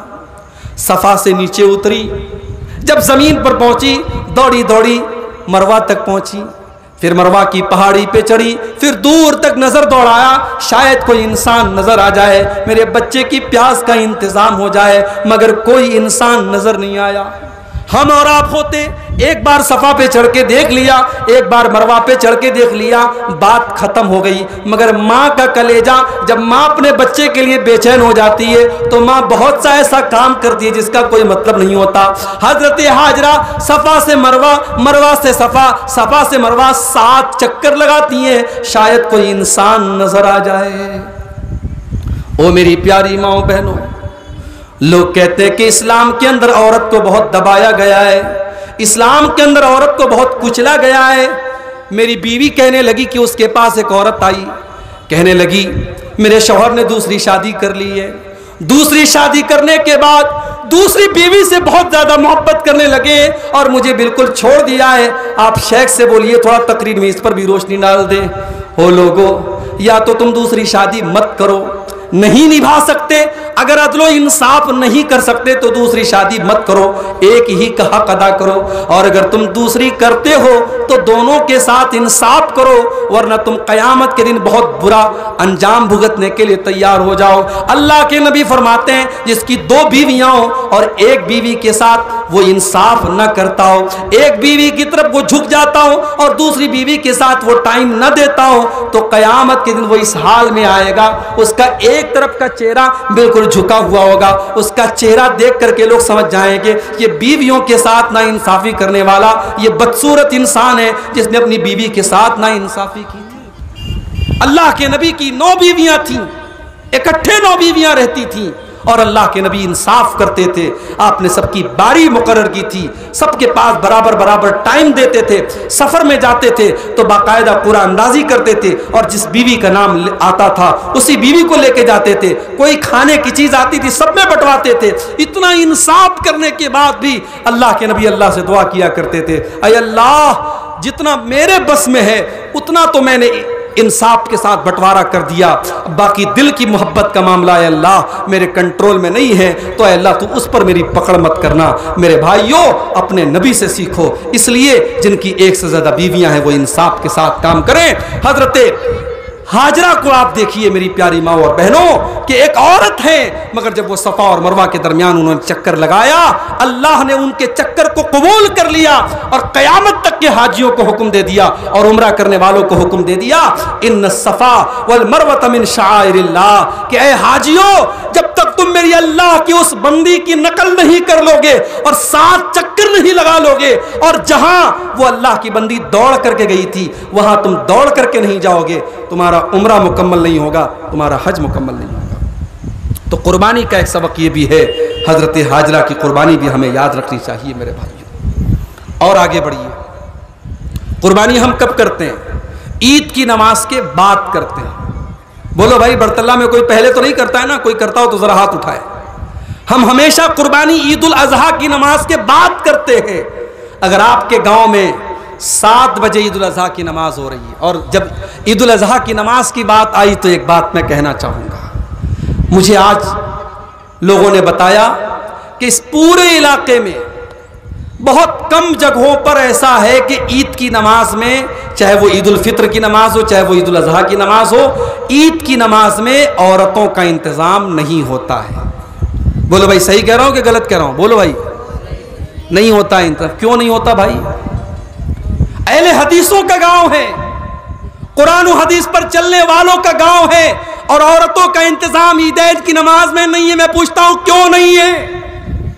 اگر آپ یہ کہتے ہمارے باپ دادا کے زمانے سے نہیں ہو رہا ہے تو پھر تو بہت سارے لوگ قبروں پر جا کر کے سجدہ کرتے، ان کی بھی دلیل یہ کہ ہمارے باپ دادا یہی کرتے چلے آئے۔ کتنے لوگ محرم میں تعزیہ اٹھاتے، ان کی دلیل بھی یہ کہ ہمارے باپ دادا یہی کرتے چلے آئے۔ میرے بھائی، نبی اکرم کا بڑا صاف حکم ہے، آپ نے کہا کہ اپنی عورتوں کو عیدگاہ لے کے جاؤ، کنواری لڑکیوں کو لے کے جاؤ، شادی شدہ کو لے کے جاؤ۔ یہاں تک آپ نے فرمایا اگر کسی عورت کے پاس نقاب نہیں ہے، سر کو ڈھانپنے کے لیے, چہرے کو ڈھانپنے کے لیے چادر نہیں ہے, اپنی پڑوسن سے, اپنی سہیلی سے چادر لے لے مگر جائے. یہاں تک آپ نے فرمایا اگر عورت ناپاکی کے عالم میں ہے, پیریڈ میں چل رہی ہے, نماز معاف ہے اس کے اوپر, اس پیریڈ میں بھی عورت جائے, عیدگاہ کے اندر جائے, نماز سے الگ رہے مگر امام کی دعا میں شامل رہے. کتنی بڑی بد نصیبی کی بات ہے کہ اتنی اہم سنت کو ہم نے چھوڑ دیا میرے بھائی. بلکہ اکثر علماء کا کہنا ہے کہ عید کی نماز فرض ہے, واجب ہے. اگر عید کی نماز واجب ہم مانتے ہیں تو مردوں پر بھی واجب ہے, عورتوں پر بھی واجب ہے. آپ نے اپنی عورتوں کو ایک فرض سے آپ نے دور کر کے رکھا ہے. اللہ کے یہاں اس کا حساب دینے کو تیار رہیے گا. میں امید کرتا ہوں کہ آئندہ جب میں برطلہ میں آؤں مجھے یہاں بتایا جائے کہ الحمدللہ ہمارے گاؤں میں عورتوں کا انتظام ہوا تھا. اور کوئی یہ نہ کہے کہ مولوی صاحب بہت بڑا مجمع ہوتا ہے, ہمارے پاس انتظام نہیں ہے. اللہ نے بہت نوازا ہے. آپ عورتوں کے لیے پردے کا انتظام کر سکتے ہیں, ان کے لیے الگ ٹینٹ کا انتظام کر سکتے ہیں, سب کچھ کر سکتے ہیں اگر آپ کرنا چاہیں گے. اور بزرگوں سے کہوں گا اگر نوجوان کل اٹھیں گے عید کی نماز کے لیے کہ ہم عورتوں کا انتظام کریں گے, اللہ کو گواہ بنا کے کہتا ہوں اپنے بزرگوں سے, آپ اڑنگا مت ڈالیے گا, آپ رکاوٹ مت بنیے گا. اگر آپ رکاوٹ بنیں گے کل قیامت کے دن آپ کو حساب دینا پڑے گا. یہ صحیح کام ہے, یہ سنت کا کام ہے, یہ نبی کا بتایا ہوا کام ہے. ایک مردہ سنت کو زندہ کیجئے میرے بھائیوں, اس کا ثواب آپ کو ملے گا. عید کی نماز آپ پڑھتے ہیں, اپنی عورتوں کو بھی پڑھائیے. قربانی جب آپ کرتے ہیں عید الاضحیٰ کی نماز کے بعد کرتے ہیں. میں کہتا ہوں آپ 10,000 کا بکرا لاتے ہیں, آپ اس کی ڈبل قیمت کا بکرا لے آئیے, لیکن آپ نماز کے پہلے ذبح کر دیجئے. طریقہ بھی سیم ہو, چھری بھی سیم ہو, بسم اللہ اللہ اکبر پڑھ کے ذبح کیجئے, مگر آپ کی قربانی نہیں ہوگی, آپ کو قربانی کا ثواب نہیں ملے گا. کیوں بھائی؟ اس لیے کہ اللہ کے نبی فرماتے ہیں من ذبح قبل الصلاۃ, جس نے نماز کے پہلے قربانی کی, جس نے نماز کے پہلے قربانی کی اس کو گوشت تو ملے گا لیکن قربانی کا ثواب نہیں ملے گا. ومن ذبح بعد الصلاۃ, اور جس نے عید کی نماز کے بعد قربانی کیا فقط تم نسکہ, اس کو قربانی کا ثواب ملے گا.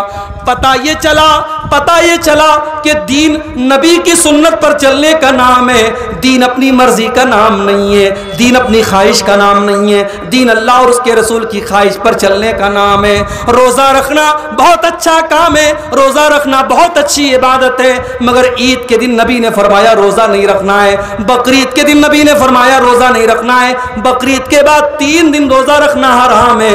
میرے بھائی روزہ رکھنا بہت اچھا کام ہے, مگر جب نبی نے کہہ دیا کہ یہاں روزہ نہیں رکھنا ہے تو وہاں روزہ نہ رکھنا ضروری ہے اور روزہ رکھنا حرام ہے. عید کا تہوار آیا, نبی نے حکم دیا کہ عید کی نماز کے پہلے صدقہ فطر ادا کر دو, اپنے پریوار کے ہر ممبر کی طرف سے 2.5 کلو اناج دے دو. آپ نے 2.5 کلو کے بجائے 10 کلو اناج دیا, مگر عید کی نماز کے بعد دیا. اللہ کے نبی فرماتے ہیں آپ کو صدقہ فطر کا ثواب نہیں ملے گا, آپ کو عام صدقہ کا ثواب ملے گا لیکن صدقہ فطر کا ثواب نہیں ملے گا. پتہ یہ چلا میرے بھائیوں, دین نبی کی سنت پر چلنے کا نام ہے, دین اتباع سنت کا نام ہے. قربانی ہم کو یہ سبق بھی سکھا رہی ہے کہ جو بھی کام کرو اللہ اور اس کے رسول کی سنت کے مطابق کرو. اب ایک آخری چیز بیان کر کے بات ختم کر رہا ہوں. قربانی آپ نے کی, گوشت آپ نے کھایا, غریبوں کو بھی کھلایا, پڑوسیوں کو بھی کھلایا, رشتہ داروں کو بھی کھلایا. میں کہتا ہوں اگر میں 10,000 کا بکرا لایا اور سارا بکرا میں خود کھا گیا تو کیا یہ صحیح ہوگا؟ صحیح نہیں ہوگا. اس لیے کہ جب قربانی کا اللہ حکم دیتا ہے تو فرماتا ہے فَكُلُوا مِنْهَا وَأَطْعِمُوا الْبَائِسَ الْفَقِيرَ. اے مسلمانوں, قربانی کا گوشت خود بھی کھاؤ, غریبوں کو کھلاؤ, محتاجوں کو کھلاؤ. ہم شوق سے بکرے کا گوشت کھائیں, ہمارے گاؤں کا غریب آدمی اس کے بچے بھوک سے تڑپے, اس کے گھر میں چولہا بھی نہ جلے, اس کے گھر میں گوشت کی ایک بوٹی بھی نہ پہنچے. میرے بھائی یہ اسلام کی تعلیم نہیں ہے, یہ اسلام کی تعلیم نہیں ہے. قربانی کا تہوار ہمیں سکھاتا ہے اپنی خوشی میں دوسروں کو شامل کرو, اپنی خوشی میں دوسروں کو شریک کرو. جب ہم گوشت کھا رہے, جب ہمارے گھر میں بہترین کھانا بن رہا ہے, غریبوں کے گھر میں بھی بہترین کھانا بننا چاہیے. اسی لیے ہم قربانی کا گوشت دوسروں کو بھی بانٹتے ہیں۔ اس سے سبق ملا کہ اپنے لیے جیے تو کیا جیے، جینا تو وہ اچھا ہے جب سماج کو ہم کچھ دے کر کے جائیں۔ میرے بھائیوں، آج ہندوستان کے حالات بہت برے ہو چکے ہیں، مگر مجھے یقین ہے اگر ہم نے اپنے اخلاق سے لوگوں کا دل جیت لیا، اگر ہم لوگوں کی ضرورت بن گئے، اگر ہم لوگوں کی مدد کرنے والے بن گئے، تو اسی سماج کا ہر ورگ اور ہندوستان کا ہر شہری ہمارا سپورٹ کرے گا۔ آپ تعلیم میں آگے بڑھو، آپ دولت پیسہ کمانے میں آگے بڑھو، آپ ٹیکنالوجی میں آگے بڑھو، اس ملک کی ضرورت بن جاؤ، انشاءاللہ اس ملک میں کوئی آپ کو مٹانے کے بارے میں سوچ بھی نہیں سکتا۔ جب آپ کسی کی ضرورت بن جائیں گے تو انشاءاللہ وہ ہر حال میں آپ کو ساتھ میں لے کے چلے گا۔ قربانی کا تہوار ہمیں یہ سبق دیتا ہے، دوسروں کے کام آؤ، دوسروں کی مدد کرو، جو خوشی تمہیں حاصل ہو دوسروں کو بھی پہنچاؤ۔ میرے بھائیوں، یہ چند اہم باتیں تھی۔ میں اب انہی باتوں کے ساتھ تقریر کو ختم کرتے ہوئے اللہ سے دعا کرتا ہوں، ہم نے جو یہ قربانی کی ہے اس تہوار کے موقع پر، جو بھی ہم نے اپنی حیثیت کے مطابق جانور ذبح کیا ہے، اللہ اپنے فضل و کرم سے ہماری قربانی کو قبول فرمائے۔ رب العالمین ہماری قربانی میں کوئی کمی کوتاہی رہی ہو اس کو معاف فرما دے۔ جو ہم میں بیمار ہیں اللہ ان کو شفائے کامل عاجل عطا فرمائے، جو روزی روٹی سے پریشان ہیں اللہ ان کے کاروبار میں برکت نصیب فرمائے۔ جس مسجد کی تعمیر کے لیے آج کا یہ پروگرام منعقد ہوا ہے اللہ اس مسجد کی تعمیر کو جلد سے جلد ہم سب کو مکمل کرنے کی توفیق عطا فرمائے۔ جن بھائیوں نے اس مسجد میں اپنا تعاون پیش کیا ہے اللہ ان کے تعاون کو قبول فرمائے، جنہوں نے ابھی تک اپنا تعاون پیش نہیں کیا ہے انہیں آگے بڑھ کر کے اس میں حصہ لینے کی توفیق عطا فرمائے۔ اللہ ہماری ماؤں بہنوں کی بھی اصلاح فرمائے، اللہ ہمارے نوجوانوں کی بھی اصلاح فرمائے، جب تک ہم دنیا میں زندہ رہیں اسلام پر زندہ رہیں اور ہم سب کا خاتمہ ایمان پر ہو، آمین۔ وآخر دعوانا الحمدللہ رب العالمین، والسلام علیکم ورحمۃ اللہ وبرکاتہ۔